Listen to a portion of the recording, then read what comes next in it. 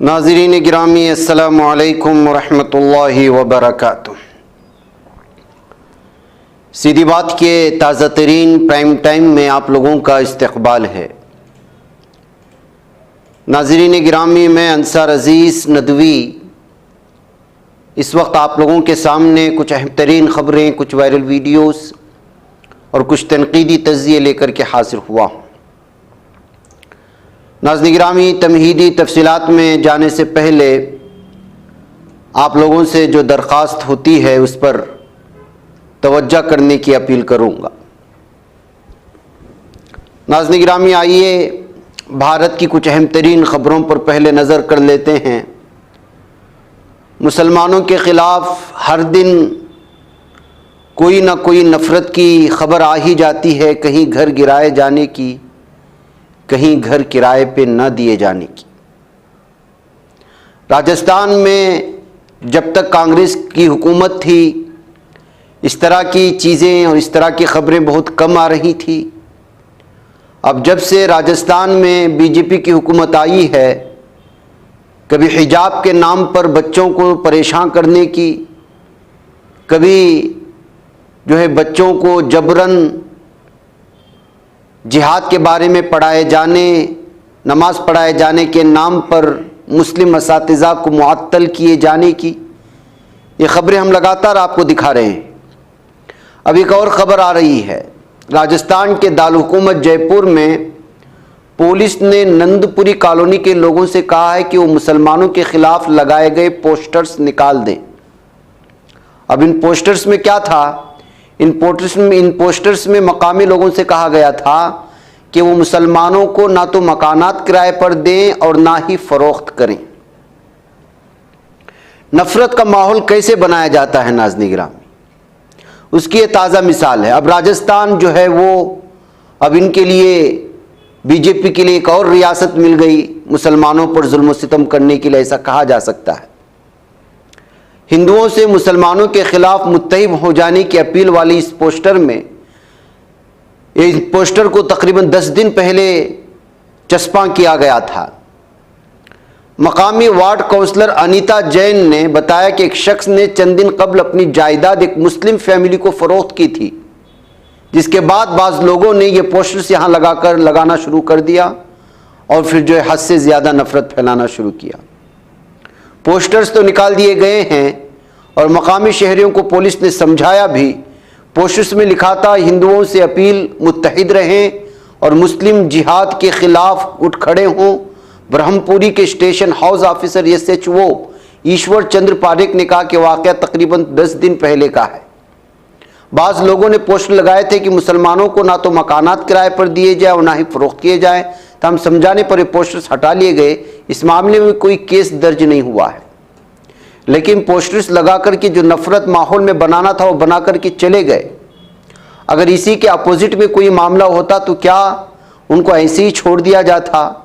क्या इन खातियों को ऐसे ही छोड़ दिया जाता जो माहौल में नफ़रत का कारोबार करते हैं? इस तरह की बातें लेकर के अब इस खबरों पर तबसरे शुरू हो चुके हैं कि जिन लोगों ने शरारत की है, जिन लोगों ने इस तरह के पोस्ट चस्पा किए हैं, एक मखसूस कौम के ख़िलाफ़ नफ़रत भड़काने की कोशिश की है, उनके ख़िलाफ़ कानूनी कार्रवाई होनी चाहिए। ये मुतालबे इस वक्त जयपुर में बढ़ने लगे हैं। नाज़रीन गिरामी, आइए एक और ख़बर की जानिब बढ़ते हैं। आजकल की फ़िल्में, आजकल की जितनी भी चीज़ें इस वक्त वो बड़े पर्दे में हो या छोटे पर्दे में दिखाई जा रही हो, वो OTT प्लेटफॉर्म्स में हो या सोशल मीडिया में, हर तरफ खून खराबा है, हर तरफ नफ़रत है। नए नए हथियारों का इस्तेमाल, नए नए तेज़धार ऐसी चीज़ों का इस्तेमाल के ऐसे लगता है कि इंसानों का खून बहाना आसान हो चुका है। अब फिल्मों में दिखाई जाने वाली चीज़ें इश्क के नाम पर, मोहब्बत के नाम पर, लड़कियों को घर से भगा ले जाने के नाम पर नफ़रत और माहौल का जो नज़ारा दिखाया जा रहा है वो अब आपके समाज में भी पाया जा रहा है। मुख्तलिफ़ वारिदात, मुख्तलिफ़ सानिहात रोज़ बरोज़ हमारे सामने आते हैं। ऐसा एक मामला मुजफ्फरनगर से इस वक्त सामने आया है। लव मैरिज के मसले पर 2 ग्रुप्स के झगड़े में यहां 3 नौजवान हलाक हुए हैं और एक शदीद जख्मी हुआ है। और यह वाकया मंगल के दिन मौजा फुलत में पेश आया। पुलिस ने बताया कि दोनों ग्रुप्स का ताल्लुक एक ही जात से है। 25 साल अंकित और 29 साल रोहित की झड़प में जान गई, जबकि 28 साल हरिमोहन और 27 साल राहुल को जो शदीद जख्मी हुए थे दवाखाने में शरीक कराया गया। रोहित ने दौरान इलाज दम तोड़ दिया। इस झगड़े में आतिशी असलहा का इस्तेमाल हुआ। Senior superintendent police SSP Abhishek Singh ने मीडिया को बताया कि राजू, मोनू और गोवर्धन के खिलाफ केस दर्ज हुआ। सूरत हाल काबू में है और मौजा में बतौर एहतियाती इक़दाम पुलिस तैनात कर दी गई है। और ये सब का सिर्फ और सिर्फ एक लड़की की वजह से सारा मामला पेश आया।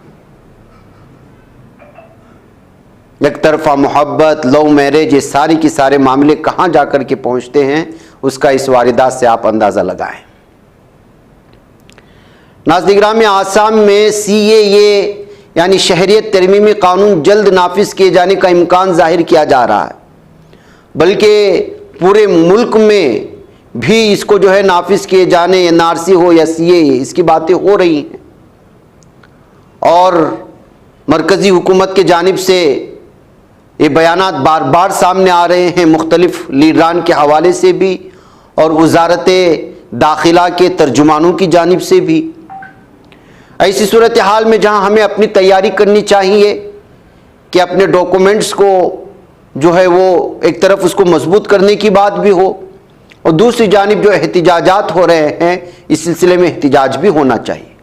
यही वजह है कि आसाम के अपोजिशन पार्टियों ने फैसला कर लिया है कि CAA नाफिज किए जाने की सूरत में रियासतगीर बंद का एहतिमाम किया जाएगा। मुत्तहिदा अपोजिशन फोरम आसाम UOFA ने ऐलान भी कर दिया कि मुतनाज़ा कानून नाफिज होने के अगले दिन रियासतगीर बंद की अपील की जाएगी। बादअज़ा अगले दिन जनता भवन यानी सेक्रेटरिएट का घेराव होगा। UOFA की इस अपील पर आसाम के police director general DGP Gyanendra Pratap Singh ने सख्त नाराजगी जाहिर की। उन्होंने मुतनब्बह करते हुए कहा, या इसको आप वार्निंग भी कह सकते हैं, कि रियासतगीर बंद की सूरत में रोजाना तकरीबन 1643 करोड़ रुपए का नुकसान होगा। इस नुकसान की वसूली रियासतगीर बंद बुलाने वालों से की जाएगी, ये कहते हुए जो लोगों को पुरअमन तरीके से एहतिजाज किए जाने पर भी रोक लगाने की कोशिशें हो रही हैं। DGP ने सोशल मीडिया पोस्ट में लिखा है कि आसाम की GSDP 56,000 बल्कि 5,65,401 करोड़ रुपए है। एक दिन के बंद होने से तकरीबन 1643 करोड़ रुपए का नुकसान होगा। इस नुकसान को हाईकोर्ट के हुक्म के पैराग्राफ 35(9) के मुताबिक बंद की अपील करने वालों से वसूल किया जा सकता है। तो इस तरह से नाज़-ए-गिरामी सूरत हाल बनाते हुए लोगों को रोकने की कोशिशें हो रही हैं। नाज़-ए-गिरामी, रोहिंग्या पनाहगुज़ीनों की तकालीफ का, सुरूबतों का, उनकी मुश्किलात का खात्मा नहीं हो पा रहा है। कितने ही ऐसे रोहिंग्या पनाहगुज़ीन हैं जो नाजायज़ तरीके से जेलों में बंद हैं, हिरासती मराकिज़ में बंद हैं। और ये तमाम खबरें जो दिल्ली में हैं या जो जम्मू कश्मीर की कुछ इलाक़ों में इस वक्त जो पनाहगुज़ीन हैं, या यूपी या बिहार में या ऐसे इलाक़ों में, गुजरात में भी, वहाँ उनके साथ बहुत ज़्यादा नाइंसाफ़ी होने की खबरें सामने आती ही रहती हैं। अब इस सिलसिले में उनको रिहा करने के लिए हुकूमत को हिदायत देने वाले अर्जी पर समाअत के लिए सुप्रीम कोर्ट ने हामी भर दी है। बड़ी तादाद में रोहिंग्या पनाहगुज़ीन कैदोबंद की सोहबतें बर्दाश्त कर रहे हैं। और इस मामले का तस्करा करते हुए एडवोकेट प्रशांत भूषण ने अदालत उज़्मा को बताया कि मामले की समाअत नहीं की गई है। इसके बाद जस्टिस BR गोई और जस्टिस संदीप मेहता की बेंच ने अर्जी पर समाअत करने पर रजामंदी जाहिर कर ली है। अदालत उज़्मा ने रोहिंग्या पनाहगुज़ीनों की रिहाई से मुतालिक मामले पर मार्च में समाअत करने का फैसला किया। गुज़िश्ता साल 10 अक्टूबर को इस मामले में मरकज़ी हुकूमत को एक नोटिस भी जारी किया था हुकूमत की जानिब से, अदालत की जानिब से, जिसमें 4 हफ्तों के अंदर रद्दअमल जाहिर करने के लिए कहा गया था। अब इस मामले में पेशरफ्त हुई तो मार्च में सभी फरीक़ैन अपनी बात अदालत के सामने रख सकेंगे। इस तरह से जो रोहिंग्या के पनाहगुज़ीन हैं उनको इंसाफ मिल सकता है। नाज़िगामी, इंडिया अलायंस की नाकामी की कभी तबसरे होते हैं, कभी कामयाबी की। तो बिहार में तो नीतीश के साथ जो गठबंधन था वो टूटा, तो पंजाब में आम आदमी पार्टी के साथ और बंगाल में ममता बनर्जी के साथ, लेकिन दिल्ली में आम आदमी पार्टी जो है वो इंडिया अलायंस के साथ है। बहरकैफ महाराष्ट्र के सिलसिले में भी मुख्तलिफ किस्म के तबसरे आ रहे थे, लेकिन अब संजय रावत ने वाज़े कर दिया है कि महाराष्ट्र में इंडिया अलायंस की सीटों को लेकर इस वक्त फैसला हो चुका है।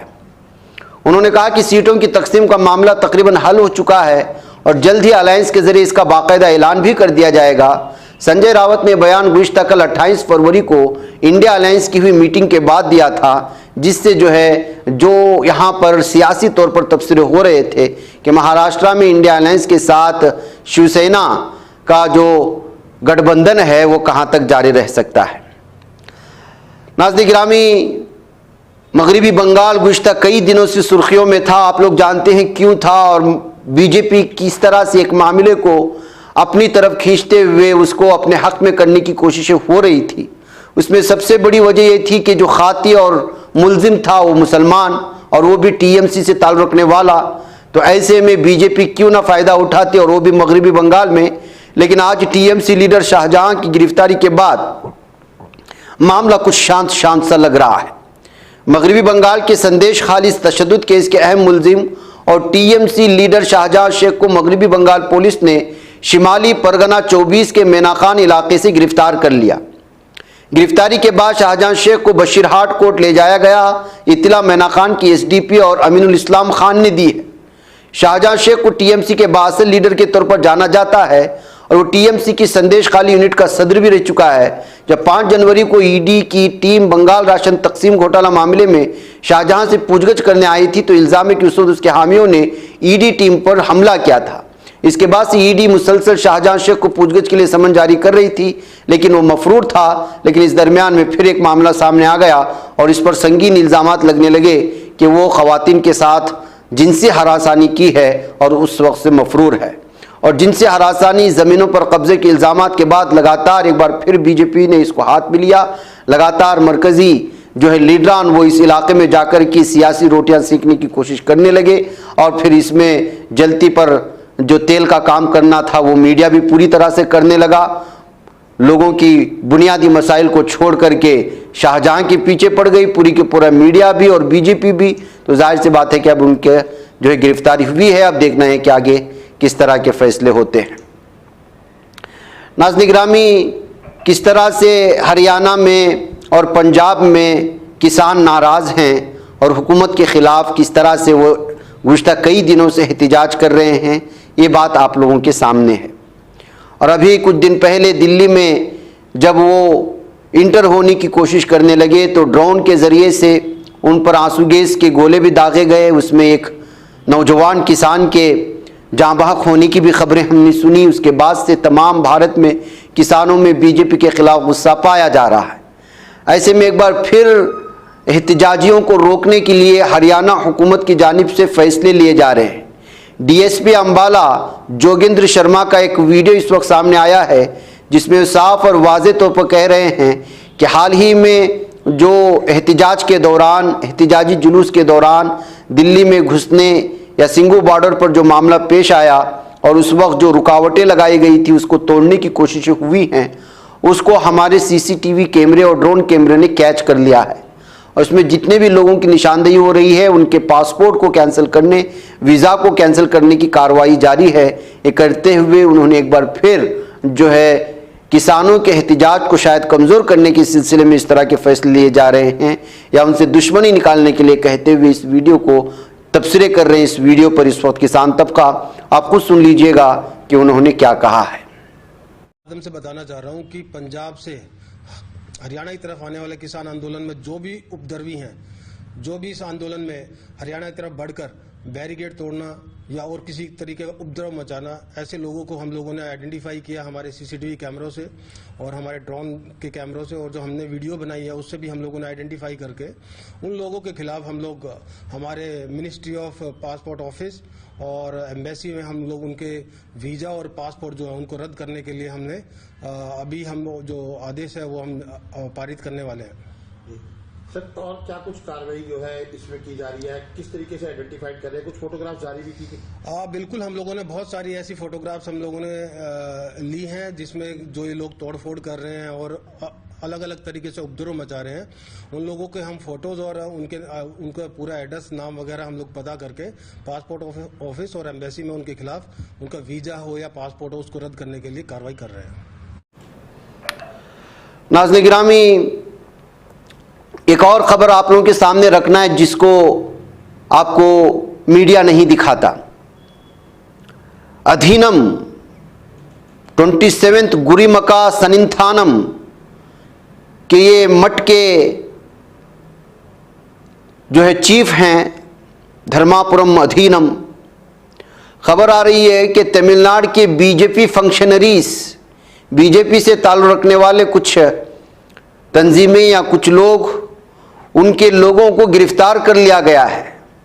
बीजेपी के कारकुनान ही समझ लें या बीजेपी के मकामी उनके मिशनरीज में बढ़ चढ़ कर के हिस्सा लेने वाले समझे।